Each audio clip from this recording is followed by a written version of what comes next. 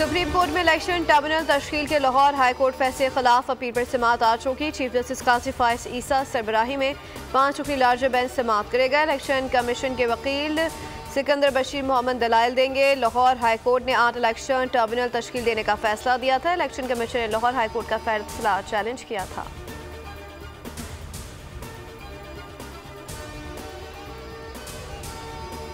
वज़ीर आज़म मोहम्मद शहबाज शरीफ आज आस्ताना में शंघाई ताउन तंजीम की सरबराही इजलास में शिरकत करेंगे। इजलास से वज़ीर आज़म अहम इलाक़ाई और आलमी मसाइल पर पाकिस्तान का नुक्ता नज़र पेश करेंगे। वज़ीर आज़म आज SOP प्लस समिट में भी शरीक होंगे।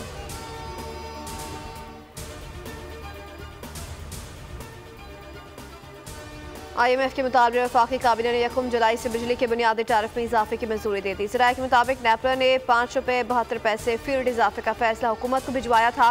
नेपरा ने बिजली के बुनियादी टैरिफ में इजाफे का फैसला माली साल 2024-25 के लिए दिया था। नेपरा ने बिजली औसतन बुनियादी टैरिफ ₹29.78 से बढ़ाकर ₹30.50 मंजूर किया था। वफाकी काबिने से सर्कुलेशन के जरिए असम्बली की मंजूरी ली गई। नेपरा की तौसीक के बाद इजाफे का नोटिफिकेशन जारी होगा।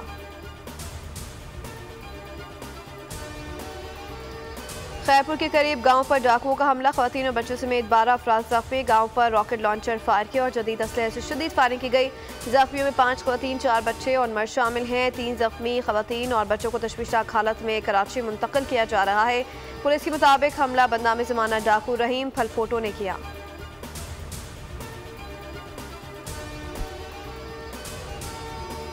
गजा में इजरायली जारियत मुसलसल जारी, हमलों में मजीद 30 से ज़ायद फ़लस्तीनी शहीद। खान यूनुस में भी 5 मंजिला इमारत पर इजरायली हमला, 7 फ़लस्तीनी शहीद। अक़वाम मुत्तहिदा के दफ्तर बराए इंसानी हमदर्दी की सरबराह की प्रेस ब्रीफिंग, कहा गजा में कहीं भी और जगह महफूज नहीं।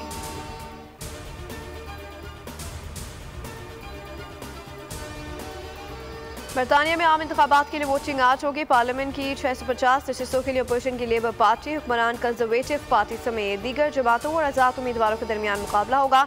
इंतखाबात में मुतादिद ब्रिटिश पाकिस्तानी उम्मीदवार भी मैदान में मौजूद। सब्सक्राइब करें और बेल दबाएं ताकि कोई खबर रह न जाए।